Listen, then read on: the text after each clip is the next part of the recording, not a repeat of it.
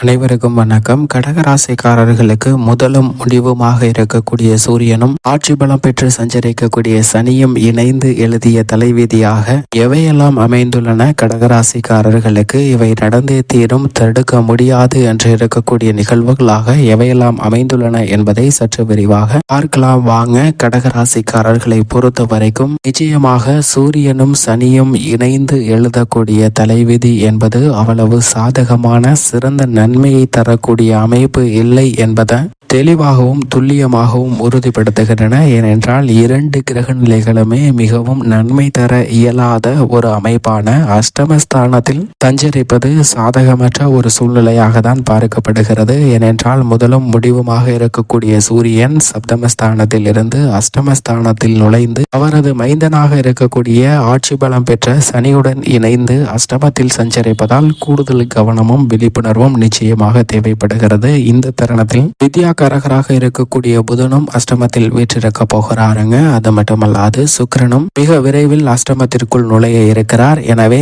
இந்த தருணத்தில் அதீத கவனமும் விழிப்புணர்வும் மற்ற ராசிக்காரர்களை விட மிக அதீதமாக கடகராசிக்காரர்களுக்கு தேவைப்படுகிறது என்பதுதான் நிச்சயமாக தேவைப்படக்கூடிய ஒன்றாக பார்க்கப்படுகிறது. ஏனென்றால் சனி மற்றும் சூரியன் இணைந்து எழுதிய தலைவிதி என்பது அவ்வளவு சிறப்பான நன்மை கிடைக்கக்கூடிய ஒரு அமைப்பு இல்லை என்பதை தெளிவாகவும் துல்லியமாகவும் உறுதிப்படுத்துகின்றன. ஏனென்றால் பொதுவாகவே ஒரு கிரகநிலை ஜென்ம ராசியிலும் அஷ்டமஸ்தானத்திலும் அமர்ந்து சஞ்சரிப்பது என்பது அவ்வளவு சிறப்பான வரவேற்கத்தக்க ஒரு அமைப்பாக பார்க்க முடியாது. அதிலும் குறிப்பாக அஷ்டம சனியின் ஆதிக்கம் அதீதமாக இருக்கக்கூடிய இந்த தருணத்துல அவரின் தந்தையாக இருக்கக்கூடிய சூரியனும் இணைவது மிக பெரிய அளவுல வரவேற்கத்தக்க ஒரு அமைப்பாக பார்க்க முடியாது.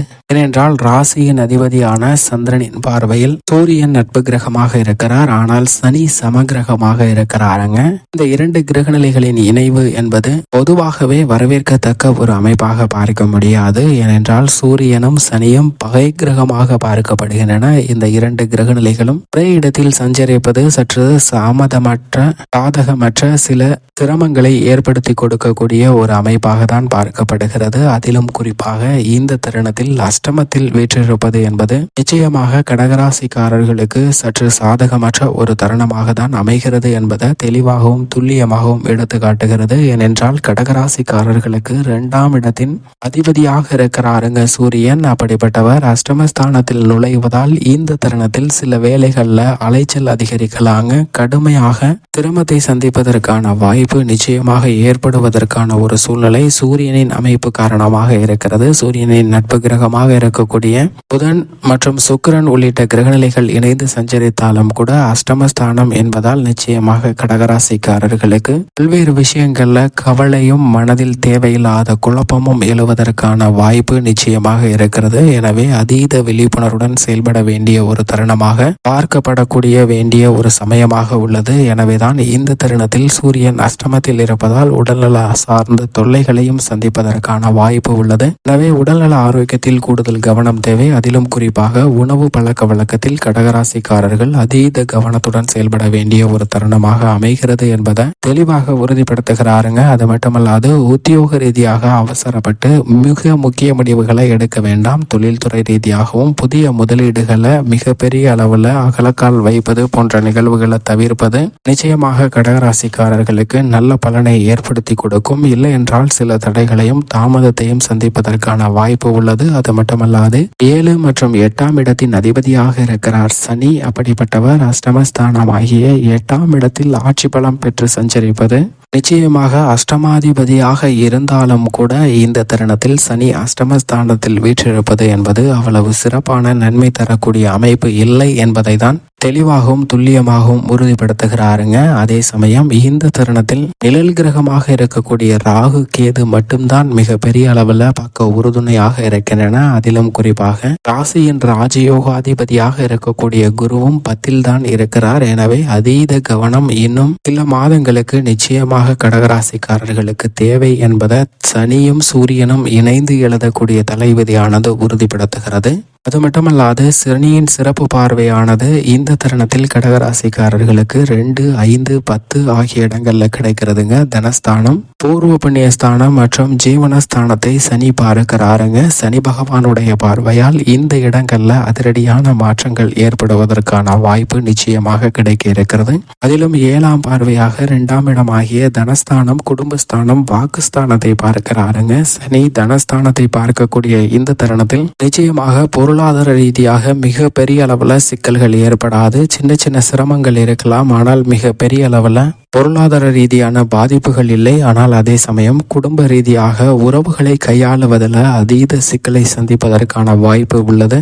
எனவே கணவன் மனைவி மற்றும் குடும்ப உறுப்பினர்களிடம் பழகும் போது அதீத கவனத்துடன் இருக்க வேண்டிய ஒரு தருணமாக பார்க்கப்படுகிறது என்பதை தெளிவாகவும் துல்லியமாகவும் சனி உறுதிப்படுத்துகிறாருங்க. வாக்குஸ்தானத்தில் சப்தம பார்வையை செலுத்துவதால் இந்த தருணத்தில் தேவையற்ற வீண் வாக்குறுதிகளை கொடுக்காதீங்க. அப்படி கொடுப்பதால் அவற்றை நிறைவேற்ற முடியாமல் சில சிரமத்திற்கு உள்ளாகுவதற்கான வாய்ப்பு நிச்சயமாக ஏற்படுகிறது. இதிலும் குறிப்பாக அரசியல் சார்ந்த பணிகளில் இந்த தருணத்தில் நிச்சயமாக அதீத கவனத்துடன் செயல்பட்டால் நல்ல பலன்கள் நிறைந்து கிடைக்கும். 10ஆம் பார்வையாக 5ஆம் இடமான பூர்வ புண்ணியஸ்தானத்தை பார்க்கிறாருங்க. ஜீவனஸ்தான பார்வையாக பூர்வ புண்ணியஸ்தானம் வலுப்பெறக்கூடிய இந்த தருணத்தில் குடும்ப ரீதியாக பூர்வீக சொத்துக்கள் உள்ளிட்ட பல பிரச்சனைகள்ல ஏற்படக்கூடிய சிரமங்கள் சற்று விலகுவதற்கான வாய்ப்பு நிச்சயமாக கிடைக்க இருக்கிறது. ஆனால் அதே சமயம் பல்வேறு வகையான மன வருத்தம், போராட்டம் இருந்தாலும் கூட அவற்றை விலக்கி நல்ல ஒற்றுமையை பெறுவதற்கான வாய்ப்பு நிச்சயமாக கிடைக்க இருக்கிறது. மாணவ மாணவியரின் கல்வியில் கூடுதல் கவனம் செலுத்த வேண்டிய ஒரு தருணமாக பார்க்கப்படுதுங்க. மற்றவர்களுடன் பழகும் போது அதீத கவனத்துடன் இருக்க வேண்டும். அது மட்டுமல்லாது 3ஆம் பார்வையாக ஜீவனஸ்தானத்தை பார்க்கிறாருங்க. தைரியஸ்தான பார்வையாக 10ஆம் இடமான ஜீவனஸ்தானத்தை பார்ப்பதால் தொழில் ரீதியாக சின்ன சின்ன இடைஞ்சல்களை சந்திப்பதற்கான வாய்ப்பு நிச்சயமாக ஏற்படுகிறது. இந்த தருணத்துல சூரியனும் அஷ்டமத்தில் அவருடன் இணைந்து சஞ்சரிப்பதால் இந்த சிரமங்கள் அதிகரிப்பதற்கான வாய்ப்பு இருக்குங்க. எனவே இந்த தருணத்தில் கடகராசிக்காரர்கள் எந்த ஒரு பணியாக இருந்தாலும் எடுத்தோம் கவர்த்தோம் என்று செயல்படக்கூடாது. நிதானம் நிச்சயமாக தேவை. விவசாயத்துறையின் அதிபதியாக இருக்கக்கூடிய செவ்வாய் உச்சம் பெற்றிருந்தாலும் அவரும் மிக விரைவில் அஷ்டமத்தில் நுழைய இருக்கிறாருங்க. எனவே இந்த தருணம் என்பது கடகராசிக்காரர்களுக்கு நிச்சயமாக அதீத கவனமும் விழிப்புணர்வும் மிக முக்கியமாக தேவை. ஏனென்றால் அஷ்டமஸ்தானத்தை பல கிரக நிலைகள் இணைந்து கடக்கக்கூடிய இந்த தருணத்தில் எதிர்கொள்ள முடியாத சில சிரமங்கள் ஏற்படுவதற்கான வாய்ப்பு உள்ளது. எனவே உணர்ச்சி வசப்படுதலை தவிர்த்து நீங்கள் எதிர்க்கக்கூடிய முடிவுகள் சரியானதாக அமையும் என்று நிதானத்துடனும் பொறுமையுடனும் செயல்பட்டால் அனுகூலமற்ற விஷயங்களை சாதகமாக மாற்றிக்கொள்வதற்கான வாய்ப்பு நிச்சயமாக கிடைக்க இருக்கிறது என்பதில் சந்தேகமே இல்லை. இந்த சிரமங்களை தவிர்க்க வேண்டும். மேலும் பல மடங்கு நன்மையை பெற வேண்டும் என்றால் நிச்சயமாக அதற்கு ஒரே பரிகாரமாக அமைவது கடகராசிக்காரர்களுக்கு தெய்வீக வழிபாடு மட்டும்தான். எனவே இந்த தருணத்தில் கடகராசிக்காரர்கள் வாரத்தில் சனிக்கிழமை விரதமிருந்து அருகாமையில் உள்ள பெருமாள் அல்லது ஆஞ்சநேயர் ஆலயம் சென்று தீபமேற்றி வழிபாடு செய்யுங்கள். அதோடு மட்டுமல்லாது சனிக்கிழமைகளில் இயன்றவரை மற்றவர்களுக்கு அன்னதானம் கொடுங்க. அப்படி கொடுப்பதால் கடகராசிக்காரர்களுக்கு சிரமம் வெகுவளவில் குறைந்து வாழ்வில் மகிழ்ச்சியும் சுவிச்சமும் நிச்சயமாக கிடைக்கும் என்பதில் சந்தேகமே இல்லை.